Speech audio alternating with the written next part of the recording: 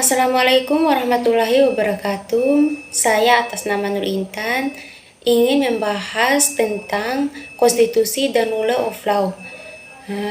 Untuk materinya sudah tertera di atas ya.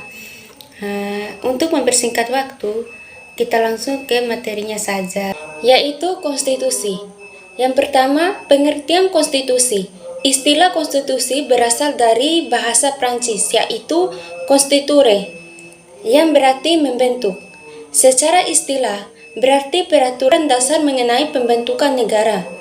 Dalam bahasa Belanda, istilah konstitusi dikenal dengan istilah grondwet, yang diterjemahkan sebagai undang-undang dasar.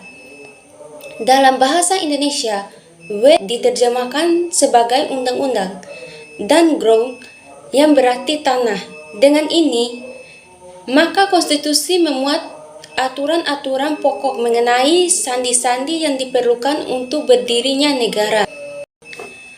Istilah konstitusi dalam bahasa Inggris yaitu constitution, yang memiliki makna keseluruhan dari peraturan-peraturan baik yang tertulis maupun tidak tertulis, yang mengatur secara mengikat cara bagaimana suatu pemerintah dilaksanakan dalam masyarakat.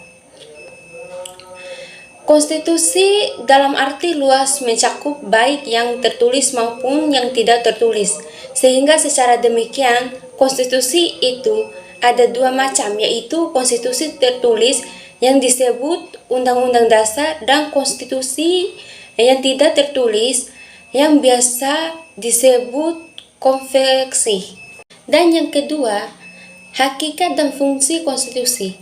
Menurut Bagirmanan, hakikat dan konstitusi merupakan perwujudan paham tentang konstitusi atau konstitusionalisme, yaitu pembatasan terhadap kekuasaan pemerintah di satu pihak dan jaminan terhadap hak-hak warga negara maupun setiap penduduk pihak lain.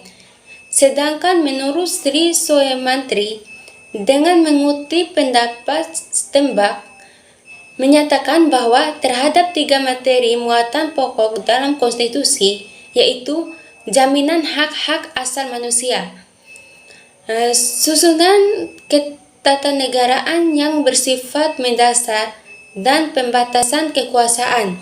Konstitusi memiliki fungsi-fungsi yang oleh Jimli Aisikil. Yang pertama, fungsi penentu dan pembatas kekuasaan organ negara. Yang kedua, fungsi pengatur hubungan kekuasaan antar organ negara. Yang ketiga, fungsi pengatur hubungan kekuasaan antar organ negara dengan warga negara. Yang keempat, fungsi pemberitahuan sumber legitimasi terhadap kekuasaan negara ataupun kegiatan penyelenggaraan kekuasaan negara.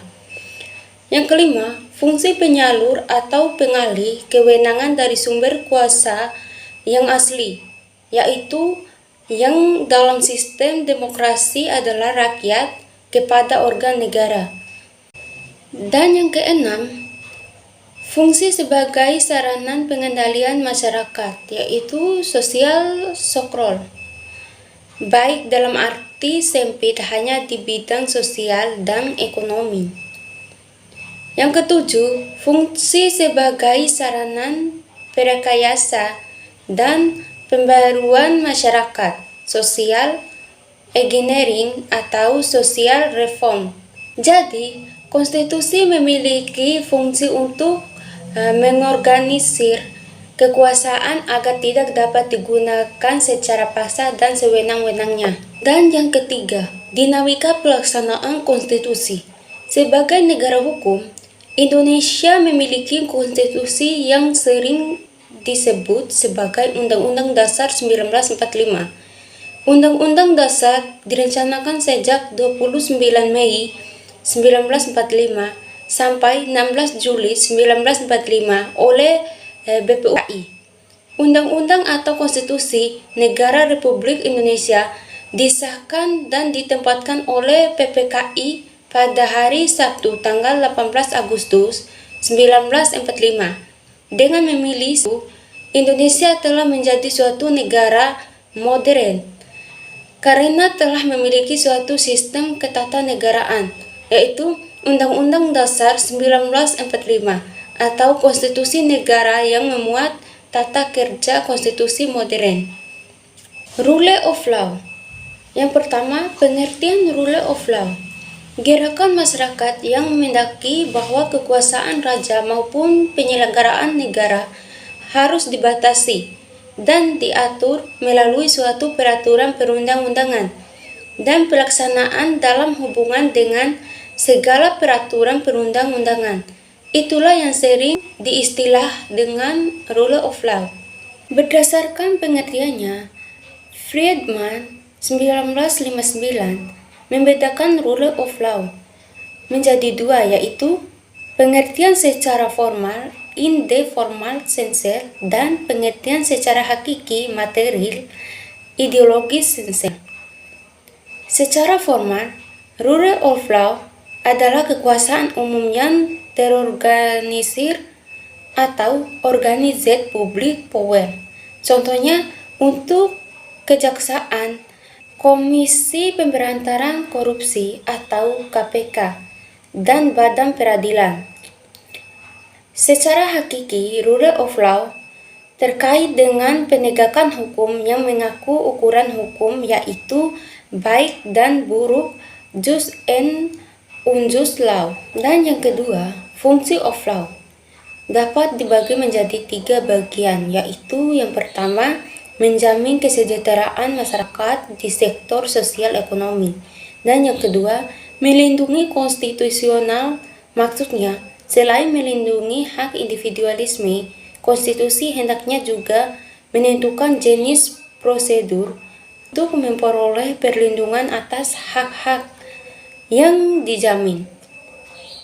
Dan yang ketiga, memberikan kebebasan pada rakyatnya berupa kebebasan menyampaikan pendapat, berserikat, berorganisasi, dan berposisi. Dan yang ketiga, dinamika pelaksanaan rule of law. Dinamika yang terjadi dalam pelaksanaan rule of law dapat terlihat sejak zaman Yunani kuno. Plato telah memaklumkan bahwa kesejahteraan bersama akan tercapai manakala setiap warganya melaksanakan hak dan kewajiban masing-masing. Hal ini merupakan awal perkembangan tentang hal-hal asasi manusia sudah diterima secara universal yang membangun dunia agar lebih damai dan terbebas dari penindasan serta perlakuan yang tidak adil. Namun, meskipun demikian, sampai saat ini ternyata tidak sepenuhnya akar-akar penindasan di berbagai negara terhapus. Oleh karena itu, sampai detik ini, PBB masih berupaya untuk memperjuangkannya.